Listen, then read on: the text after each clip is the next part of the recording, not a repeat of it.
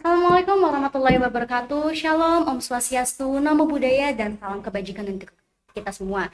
Jadi kita mulai pakai jargon dulu ya kali ya kakak-kakak. Salam Inako, inovasi, akselerasi, dan kolaborasi. Oke, selamat siang kakak-kakak semuanya dan juga selamat siang teman-teman semuanya. Hari ini kita kembali di Forum Selosua di SGD Center UB yang akan membawakan terkait perubahan iklim dan juga kelestarian lingkungan. Oke, karena tadi aku udah bawain terkait perubahan iklim dan kelestarian lingkungan, tentunya harus ada kayak jargon-jargon ataupun briefing-briefing gitu kali ya. Apa sih sebenarnya perubahan iklim dan kelestarian lingkungan? Mungkin bahasan kita ataupun fokus kita pada hari ini kita bahas terkait gimana kita untuk menyadari menjaga kebersihan lingkungan dan juga menjaga dengan kelestarian lingkungan. Cuman di sini aku nggak sendiri. Sebelumnya izinkan aku memperkenalkan diri. Namaku Yasmin Mulia dari Sosiologi Angkatan 2021. Dan di sini aku nggak sendiri, aku ditemenin dengan kakak-kakak yang gak kalah kerennya, yang hari ini bakal nemenin aku buat sharing-sharing nih kasarnya. Jadi yang di paling kanan ada yang namanya Kak Fabian Rangga dari Sosiologi Angkatan 2020. Yang di sebelahku ada namanya Kak Gabriel Liligar atau yang biasa dipanggil Kak Bella dari Sosiologi Angkatan 2020. Dan yang paling kiri ada Kak Nurmaduni dari Sosiologi Angkatan 2020 juga. Oke, di sini kakak-kakak. Kita kan udah bahas nih terkait perubahan iklim dan kelestarian lingkungan. Dengar-dengar nih kakak-kakak ini baru aja ataupun pernah menang nih terkait dengan program Gedar Kasih namanya. Program Gedar Kasih ini kan kalau aku udah baca-baca ya, itu kan terkait gerakan sadar lingkungan bersih. Kalau boleh tahu nih, kira-kira apa sih yang melatar belakangin kakak-kakak buat bikin program ini ataupun tiba-tiba nih pengen nih bikin buat program ini buat menjaga kelestarian lingkungan gitu kak? Oke, aku coba jawab ya. Terkait itu, mungkin aku mau cerita dulu terkait awal dari program ini gitu. Jadi awal program ini adalah dari kegiatan turun lapang kami di mata kuliah manajemen riset terapan dan perencanaan sosial karena dua matkul tersebut itu saling terintegrasi. Nah, untuk tempat kami turun lapang ya itu ada di Desa Sukowilangun, Kecamatan Kalipare, Kabupaten Malang. Nah, ketika itu kami mulai menemukan masalahnya itu ketika kami survei lokasi. Ketika itu sebelum kegiatan turun lapang resmi langsung. Jadi ketika itu kami beberapa perwakilan dari kelas kami itu ke desa tersebut dan kami itu diajak ke salah satu apa ya bendungan atau tempat pemancingan itulah namanya Lapak Kopra ya.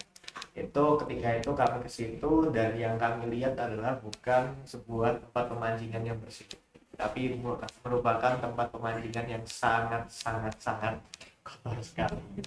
Dan apa kotorannya itu bukan apa ya kayak eceng gondok atau apa, mungkin eceng gondok juga ada ya, tapi lebih banyak ke sampah pemukiman seperti sampah plastik ataupun sampah botol dan lain-lain, pokok bekas konsumsi manusia lah.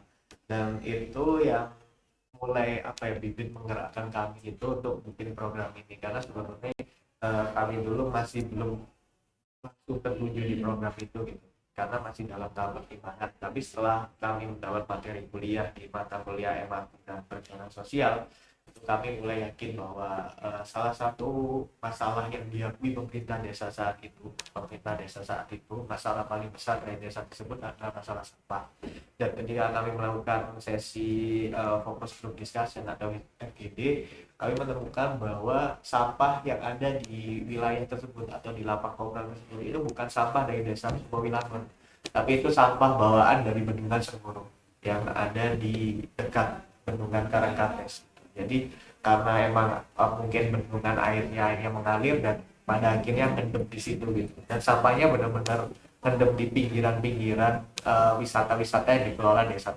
Selain lapak kopral ada juga di situ Taman Suko ya. Taman Suko di situ juga ngendep juga sampahnya di pinggir-pinggir bendungan situ. Jadi itu sih yang menurutku menjadi awal latar belakang kami menciptakan program tersebut. Tapi kalau boleh tahu Kak, kenapa maksudnya kan banyak gitu ya daerah di Malang. Kalau boleh tahu kakak-kakak di sini ada yang asli Malang gitu kan? Atau asli Batu gitu at least? Bagus. Kalau aku malah, kalau aku Nganjuk sih. Tapi kalau sebelum kakak-kakak milih daerah ini khusus di Sukowilangun sebelumnya kayak pernah ada research dulu atau kayak review dulu di internet kah atau cari-cari terkait masalah-masalah di daerah Jawa Timur atau di sekitar Malang gitu nggak Kak? Sebelum akhirnya memilih untuk di Desa Sukowilangun gitu kasarnya. Sebenarnya sih alasan kenapa kok kami di desa Sekolah ini apa udah dari yang ditetapin dari dosen undangan itu, dari dosen mata kuliah itu kalau untuk kelas B itu disuruh penelitian di desa Sekolah. Dan sebelum kita penelitian itu kita juga sudah apa mencari apa soal profil desa, terus apa masalah apa geografi desa gitu di desa Sekolah. Terus pas setelah itu kita selama turun lapang atau pra-riset itu kita menemukan masalah yang ada di lapak kota itu yang tempat pemancingan itu sampahnya banyak, terutama sampah plastik itu banyak. Terus mereka itu kalau apa membersihkan sampah itu 1 bulan sekali. Tapi kalau boleh tahu Kak, ini kan permasalahannya ke permasalahan sampah, permasalahan banyaknya limbah gitu lah ya kasarannya. Kalau boleh tahu, mungkin setelah ngomong-ngomong dengan kepala desa ataupun orang lokal di sana, sebenarnya selain adanya menumpuk sampah yang di bak, ternyata tuh aslinya bukan dari Sukowilangun kan. Kenapa kok akhirnya bisa kesebar gitu ke daerah mereka gitu? Padahal kan kasarnya itu bukan punya mereka gitu loh harusnya. Oke, kalau itu mungkin apa ya, itu ada mungkin teknis penyampaiannya seperti itu ya, karena sampahnya benar-benar kalau di Bendungan Semburu itu kan, di Bendungan Semburu itu ada salah satu pabrik gitu ya, mungkin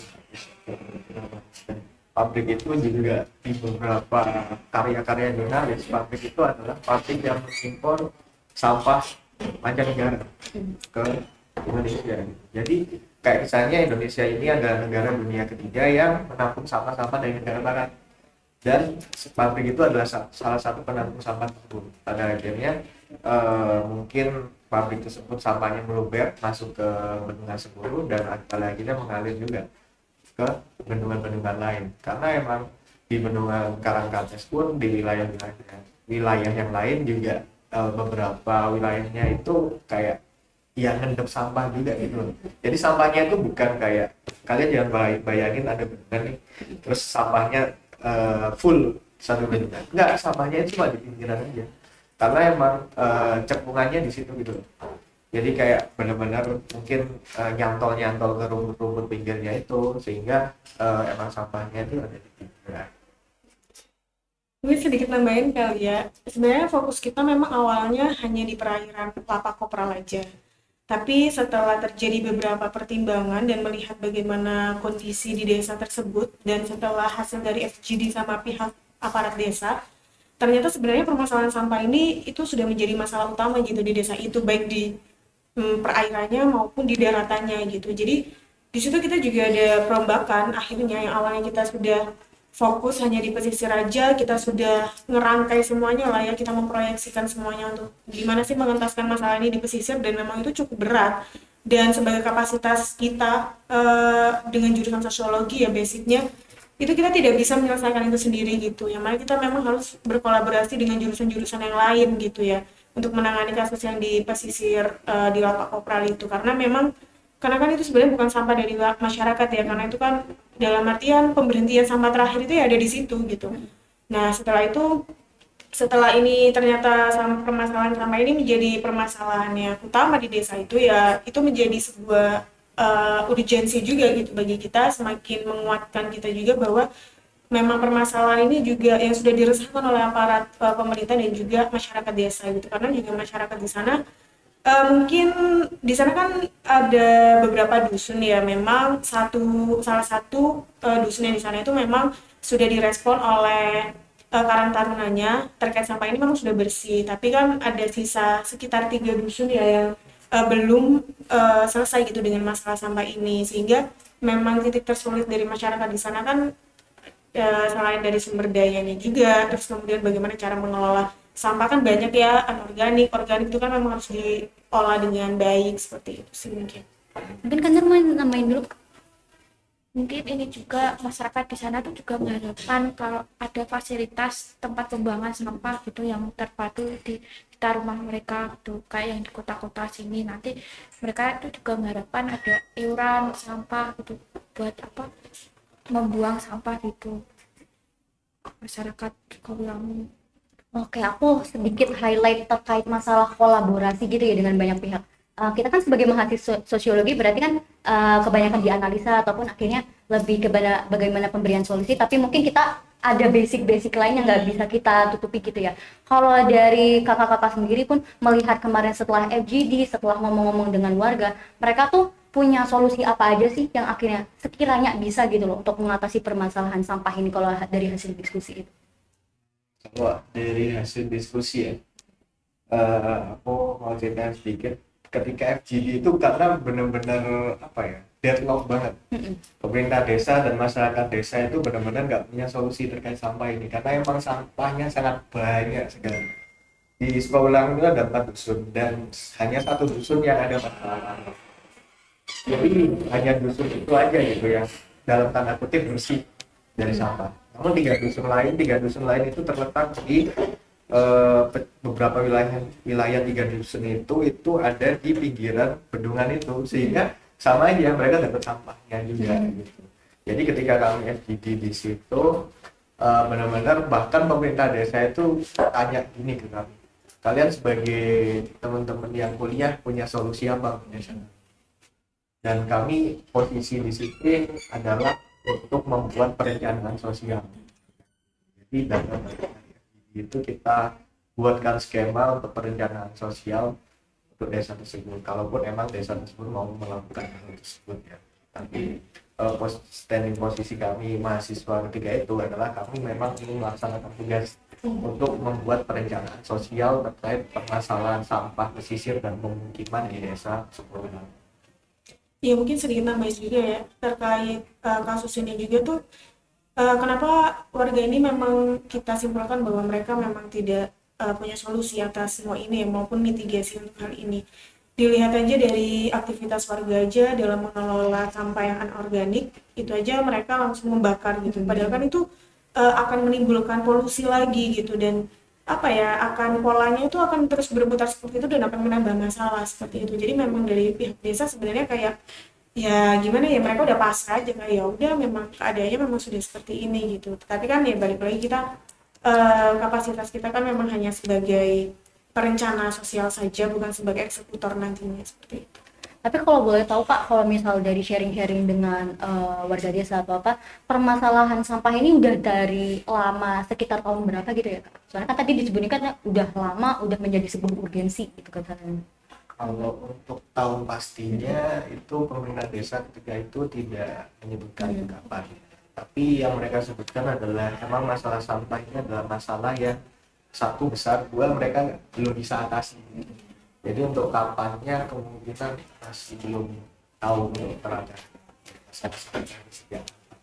Tapi memang sudah menjadi urgensi utama yang mereka permasalahkan. Saking besar jumlah sampahnya dan sampahnya itu datang terus gitu.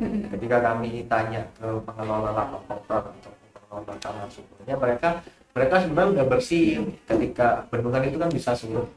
Nah ketika surut pesisirnya itu kan kelihatan garamnya, jadi lebih mudah dibersihin. Dan itu ketika udah dibersihin selang 2-3 hari dan udah datang sampah lagi. Jadi emang benar-benar deadlock banget gitu dari mereka, ini gimana cara ngatasinya. Jadi bener yang terus-menerus datang terus-menerus yang nggak ada hentinya gitu ya. Karena itu tadi sih mungkin lapak kopral ini menjadi ini ya tujuan akhir dari sampah-sampah yang ada di Kabupaten Malang situ, utamanya di Bendungan Semburu juga, yang mana kan di Bendungan Semburu itu kan juga kayak ada apa ya, tempat makan restoran gitu, yang mana jadinya sampah-sampah dari situ kan akan mengalir terus ya, namanya air gitu. Jadi ya sudah, dari pihak lapak kopral kan memang lapak kopral itu kan bukan punya pemerintah ya, bukan punya pemerintah desa, tapi independen lah, punya warga gitu. Dan dari pihak lapak kopralnya sendiri juga mereka sudah ada upaya gitu dengan membayar orang dan lain sebagainya dengan kurun waktu 1 bulan sekali itu, karena mereka juga ngomong kalau misalkan ini setiap hari dibersihkan ya percuma juga, sampah ini akan terus datang dan mereka terus mengeluarkan uang, dan itu kan juga tidak efektif seperti itu. Nah, jadi kan permasalahannya ada deadlock gitu ya kasarnya buat solusi untuk masalah sampah ini. Tapi kalau dari kakak sendiri sebagai kasarnya perencana gitu ya, perencana sosial, perencana kira-kira mitigasinya seperti apa? Apa sih kendala paling utama buat perencanaan sosialnya gitu? Agak susah ya sebenarnya. Kalau kendala ya mungkin ketika itu adalah singkatnya waktu ketika kami ada di lapangan gitu, dan kedua jauh juga gitu, desanya benar-benar jauh. Di zaman Kalipari itu masih daerah Kepanjen lurus sana, dan itu cukup apa ya, yang tapi kendala yang paling benar-benar sulit itu adalah terkait itu pendeknya waktu kami untuk mengambil data gitu, sehingga kayak data yang terambil itu ya nggak terlalu mendalam gitu, dan juga koordinasi dengan pihak-pihak terkaitnya juga terkendala juga. Terus juga koordinasi dengan pihak-pihak itu kan harus janjian juga, dan itu cukup sulit juga kalau cari jadwal di waktu yang singkat, jadi agak sulit juga. Mungkin kendala-kendalanya terkait teknis-teknis seperti itu aja. Kalau terkait kendala substansi sih mungkin karena dua mata kuliah ini terintegrasi ya, jadi agak-agak sulit juga gitu memahami keduanya langsung gitu. Dan ketika itu yang mungkin bisa kami pahami adalah matkul perencanaan sosial gitu, dan MRT ini eh, ketika itu masih agak apa ya, kurang ya, kurang kebaca gitu polanya Iya, seperti iya. apa. Jadi ya udah, kita menjalankan yang perencanaan sosial ini memang sudah jelas. Kita pun juga sebelum memilih permasalahan sampah ini juga, kita sebelumnya bukan masalah ini, dan itu mungkin salah satu kendala yang ini ya, karena kita ngerombak itu sudah hamin satu sebelum pengumpulan ini semua gitu. Jadi memang mungkin dari hal-hal seperti itunya aja sih. Mungkin kalau misalnya substansi yang bagaimana enggak sih, enggak begitu signifikan. Berarti emang awalnya mau bahas ini tiba-tiba pas datang di lapangan jauh dari Dulu perkiraan. awalnya kita mau bahas Iya.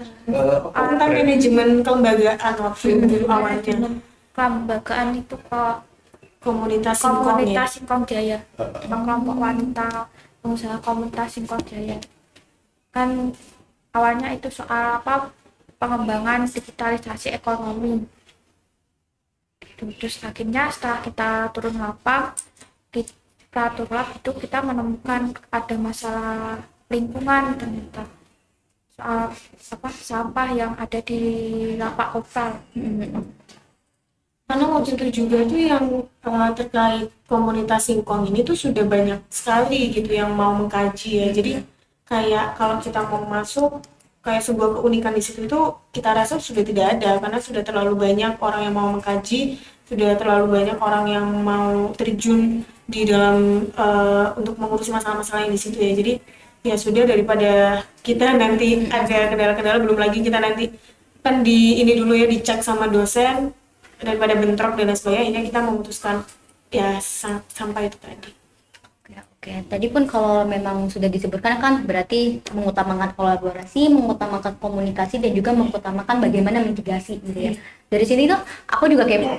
Tadi kan yang disebutin banyak itu kolaborasinya, diskusinya kah gitu. Banyak dibicarakan dengan mungkin pemerintah desa dan juga orang-orang yang mungkin memiliki kekuasaan, yang punya kuasa lah gitu kasarnya. Tapi kalau dari kakak-kakak sendiri melihat nggak sih masyarakat itu ada yang memang sangat berupaya gitu untuk menyelesaikan permasalahan sampah? Soalnya kan tadi kalau Kak Bella sebutkannya kadang pun masyarakat masih suka bakar sampah, masih suka buang sampah sembarangan atau apalah itu yang ternyata malah menambah gitu kan seharusnya. Tapi kalau misal dari masyarakat mereka, adakah yang aware gitu terkait ini, Kak? Kalau perihal itu sih ya, dari sudut pandang kami ada sebenarnya ketua Karang Tarunanya gitu. Buktinya ada satu dusun yang sudah dientaskan kan oleh beliau gitu untuk biar bebas dari permasalahan sampah ini. Tapi ya itu tadi, kendala SDM yang mana masyarakat itu kesadarannya masih sangat kurang sekali, dan kalau orang satu saja yang merespon atau menindaklanjuti hal ini kan dengan kadar mungkin ya Bapak Karang Taruna ini juga pasti ada power, tapi kan tidak sebesar pemerintah desa yang bisa melibatkan di dalam peraturan-peraturan yang ada di desa gitu kan. Jadi ya akhirnya impactnya ya kurang signifikan dan memang lama gitu prosesnya, seperti itu sih. Ada gap pengetahuan ya berarti. Iya. Jadi kalau misal merespon terkait hal gap pengetahuan ini ya, menurut kakak-kakak akhirnya apakah misal kalau dari pemerintah daerah ataupun pemerintah daerah sana yang memutuskan gitu, ada yang namanya pencerdasan ataupun apa ya, sosialisasi gitu loh terkait masalah sampah. Menurut kakak-kakak akhirnya apakah mampu menghasilkan dampak yang signifikan gitu nggak? Terkait gap pengetahuannya gitu. Gap pengetahuan ya.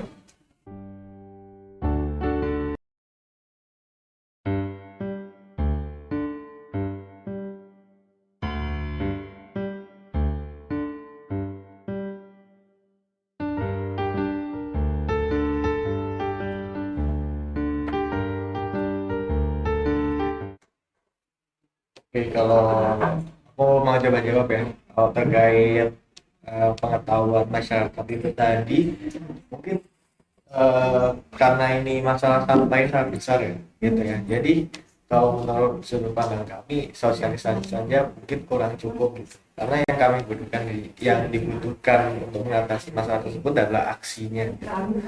Terus jadi yang kami tekankan di sini adalah juga kerjasama dengan pihak-pihak eksternal gitu. Kemudian sampahnya ini juga kan bukan sampah pemukiman masyarakat tersebut gitu. Jadi kalau misal mau disosialisasiin itu pun itu masyarakatnya ya mungkin kurang aware juga, sama aja karena emang mungkin mereka udah mengurangi sampah namun sampahnya datang dari daerah lain gitu. Jadi perlu sangat diperlukan kerjasama dengan pihak-pihak lain, mungkin juga sekaligus melakukan sosialisasi di wilayah tersebut juga. Mungkin seperti ini sih. Sama mau nambahin sih, mungkin memang sosialisasi saja itu tidak bisa ya, karena ya seperti yang kita tahu lah semuanya, kalau sosialisasi itu kan kadang warga ya iya aja datang pulang ya dia nggak tahu apa yang bisa dia implementasikan nantinya gitu. Tapi sosialisasi ini menjadi salah satu gitu untuk cara nantinya membrainstorming masyarakat gitu ya untuk terkait pentingnya pengelolaan sampah itu seperti apa, seperti itu sih. Jadi memang ya karena ini ya pandangan masyarakat juga mungkin dan pengetahuan dari masyarakat sendiri kan itu yang masih dangkal ya terkait hal seperti ini. Karena kan kalau misalkan orang-orang yang memang daerah-daerah agak pinggir, ya maaf sih sebelumnya, tapi yang udah kita tahu semuanya lah ya bahwa memang mereka itu yang penting kan cukup bisa makan, bisa menghidupi keluarganya, mereka bisa survive di hidupnya ya sudah itu cukup. Dia tidak akan merespon hal yang oh iya apa yang dia lakukan misal membakar sampah itu nanti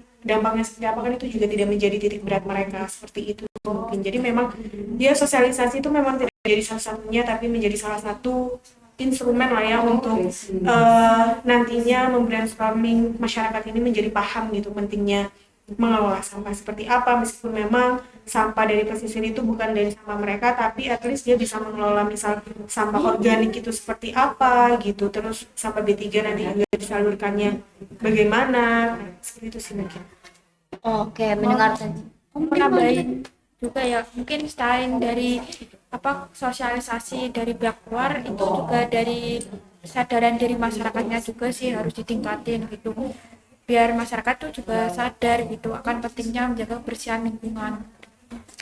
Oke, setelah mendengar ceritanya kakak-kakak tadi terkait sharing-sharingnya, aku tuh sebenarnya kepo sih. Mungkin kan kita tuh kalau turun lapang gitu kadang tiba-tiba itu suka ada yang beda gitu. Pandangan kita beda-beda. Mungkin awalnya kita membawa sebuah masalah yang sama, berangkat ke suatu tempat, kita mau ini. Tapi pun saat melihat lapangan, perspektif ataupun first impression masing-masing itu berbeda. Kalau dari kakak-kakak sendiri, kira-kira gimana sih first impressionnya terkait permasalahan yang ada di daerah Sukowilangan ini? Mungkin bisa mulai dari kakak Bian dulu. Oke, kalau first impression dari aku kan tadi aku juga cerita terkait adanya kegiatan prasurvei ke wilayah tersebut juga ya. Dan kebetulan dari aku sendiri juga ikut kegiatan tersebut gitu. Jadi jujur aja ketika aku sampai di wilayah bendungan tersebut di Lapang Kopral atau terus impresinya ya benar-benar kotor gitu, banyak sampah dan juga sampahnya banyak banget di pinggiran itu gitu, tapi di bendungan yang tengahnya nggak ada. Jadi ketika itu mulai tercetus lah benih-benih untuk mengangkat masalah isu lingkungan ini gitu. Tetapi ketika saat itu kan kami juga sekelompok juga ada ide masing-masing. Kita masih merumuskan ide mana yang sekiranya paling cocok untuk diangkat gitu.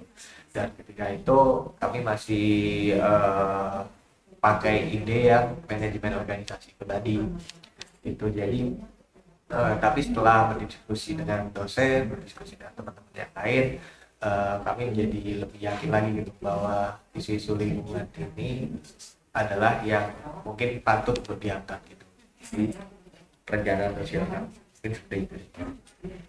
Mungkin kalau dari aku pribadi ya, memang yang sudah sebelumnya aku sharing gitu bahwa memang awal mulanya tuh kita tidak mau mengangkat terkait isu sampah gitu. Kita mau mengangkat mengenai digitalisasi, bagaimana manajemen suatu kelembagaan, salah satunya kelompok singkong yang ada di sana gitu. Tetapi banyak beberapa pertimbangan gitu ya yang sehingga itu kita kayak agak bimbang nih. Ini kita oke nggak kalau misalkan ngangkat ini gitu. Terus kedepannya bagaimana, urgensinya gimana, keunikannya apa seperti itu. Dan ternyata hal itu memang mudah untuk dipatahkan gitu ya. Dan akhirnya dari hasil prasurvei juga itu kita memutuskan untuk melihat-lihat juga kan pastinya di sana seperti apa. Dan akhirnya setelah kita berdiskusi terkait hal ini, karena juga terkait manajemen kelembagaan ini juga kayak enggak mungkin ya, bagi kelompok kami keunikannya memang belum ada gitu. Jadi kita tertarik tapi nggak yang banget karena sudah banyak yang menjamah seperti itu. Jadi melihat juga sampah ini memang tidak ada yang ini ya, mungkin tidak ada yang merespon juga, dari beberapa kelompok juga tidak ada yang mengangkat itu. Memang sih isu sampah itu mungkin awalnya kita agak sedikit dipandang gini ya, oh sampah kayak gini, tapi permasalahan sampah itu meskipun dianggap remeh, tapi ya itu masalah yang belum tuntas gitu ya, bagaimana gitu untuk mengentaskan itu semua ya kan. Akhirnya setelah kita brainstorming dengan jeda waktu yang memang singkat sekali, dengan akhirnya kita saling ada perdebatan juga untuk bagaimana rasionalisasinya juga, mengangkat ini apa dan lain-lain untuk kedepannya, urgensi apa segala macam. Akhirnya kita fix untuk mengambil lapak kopral itu awalnya ya yang di pesisir. Dan setelah diskusi juga sama dosen dan beberapa masukan juga, memang permasalahan sampah ini yang ada di lapak kopral ini memang urgensinya kuat sekali gitu. Dan apa ya, selain urgensinya juga kan keunikan yang didapat dari kelompok kita juga ada kayak gitu. Jadi setelah prasurvei semua itu kita bridging lagi kan seperti apa, dan semakin menguatkan kita itu ya ketika kita memang survei di lapangan. Jadi setelah kita memutuskan awalnya lapak kopral aja, sampai akhirnya kita juga fokus ke daratan juga, yaitu sih semakin lebih menguatkan aja di perencanaan kita gitu. Mungkin sebelumnya sih, sebelum ngambil soal program sampah itu ya, kami tuh ambil soal pemasaran digital ke kelompok Singkong Jaya. Nah, akhirnya setelah kita nemuin masalah yang didapat dari waktu turun lapak kemarin, itu terjadi masalah kita temuin di lapak kopral. Nah, itu kami melihat banyak sampah yang berserakan di sana, Kak. Kurang keurus juga, manajemen sampahnya juga kurang. Akhirnya kita berunding sama satu tim kelompok buat menginisiasi program minimalisir sampah yang gerakan sadar lingkungan. Setelah mendengar banyak gitu ya, aku tuh sadar kalau akhirnya kalau kita mau penelitian, mau merencanakan apapun itu nggak bisa realistis banget, nggak bisa idealis banget gitu ya. Jadi kita harus realistis, melihat gimana sih kondisinya masyarakat, gimana kondisi lapangan, kondisi di saat itu juga lah intinya. Mungkin karena ini aku pun tadi udah tanya banget, aku udah belajar banyak. Mungkin yang terakhir nih aku mau tahu mungkin closing statement dari masing-masing kakak-kakak. Kira-kira seberapa penting sih kita mengetahui terkait perubahan iklim dan juga menjaga kelestarian lingkungan gitu, Kak? Mungkin mulai dari Kandu dulu. Menurut aku sih penting, soalnya dengan adanya gerakan gerakan lingkungan ini nanti akan sampah itu menjadi nggak tercemar gitu, terus bisa dapat manajemen sampah gitu, manajemen pengelolaan sampah, dan juga nanti kan kebersihan itu kan bagian dari iman juga. Kalau dari aku pribadi sih mungkin ini ya, sampah itu kan biasanya kan memang dianggap remeh ya, kayak udahlah sampah aja. Tapi kita juga harus melihat bahwa dampak dari sampah ini sendiri itu sangat amat besar. Contohnya aja sekarang kan udah bisa dirasakan ya bagaimana suhu yang ada di bumi ini tuh udah sangat panas sekali gitu, dan kita ya tidak bisa kayak menyangkal itu semua ya. Bagaimanapun ya kita harus bisa, at least memang kita tidak bisa menyelesaikan itu semuanya gitu, tapi paling tidak ya kita mengurangi gitu secara perlahan, seperti itu sih mungkin. Jadi untuk dari konteks ini sendiri, perencanaan dari kita sendiri tuh memang kita proyeksikan untuk nantinya membantu desa Sukahulangan ini dari segi permasalahan sampah ini agar mungkin tidak semua desa ya, tapi semoga desa Sukawulangan ini menjadi penggerak lah untuk desa-desa lainnya gitu yang ada di Kabupaten Malang, mengenai manajemen sampah yang bagus, bagaimana pengelolaannya nantinya, dan bisa menjadi desa yang memang asri, yang memang bisa dicontoh gitu ya, hingga mungkin di kota-kota lain seperti itu. Oke, kalau dari aku ini lebih ke kalau setiap langkah kecil kita untuk mengatasi masalah lingkungan di sekitar kita itu akan sangat penting gitu, karena ketika kita berbicara mengenai isu lingkungan kita akan berangkat dari diri kita sendiri terlebih dahulu. Kita nggak bisa langsung menyalahkan tiap pihak, oh ini salah pemerintah dunia, oh ini salah korporasi yang mencemarkan limbah. Enggak, kita harus mulai dari diri kita sendiri dulu. Seberapa besar sampah yang kita hasilkan tiap harinya.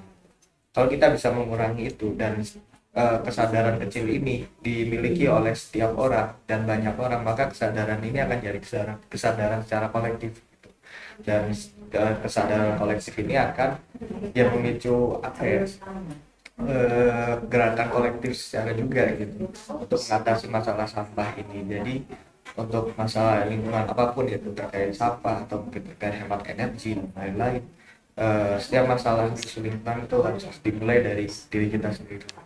Ini sih. Menarik banget tadi apa closing statement dari masing kakak-kakak. Kita udah belajar banyak, aku udah belajar banyak cara kayak gimana sih akhirnya program-program kayak gini itu justru memang sangat diperlukan gitu loh. Kita udah lihat suhu Malang udah semakin naik gitu, rasanya tiap hari panas itu rasanya. Mungkin awalnya kita nggak kerasa, tapi lama-lama pun akhirnya kita ngerasa kalau ini udah nggak baik-baik aja nih. Oke, karena kita udah sampai di penghujung acara podcast kali ini, aku izin bilang makasih kepada narasumber hari ini yang udah sharing-sharing sama aku, yang juga banyak banget ilmu yang aku dapetin hari ini, dan semoga ilmunya hari ini bermanfaat dan bisa teman-teman semua dapatkan gitu ya inti sarinya. Jadi di sini aku Yasmin Mulia selaku host izin pamit undur diri. Maafkan atas segala kesalahan yang baik disengaja maupun tidak disengaja. Aku tutup. Wassalamualaikum warahmatullahi wabarakatuh. See you.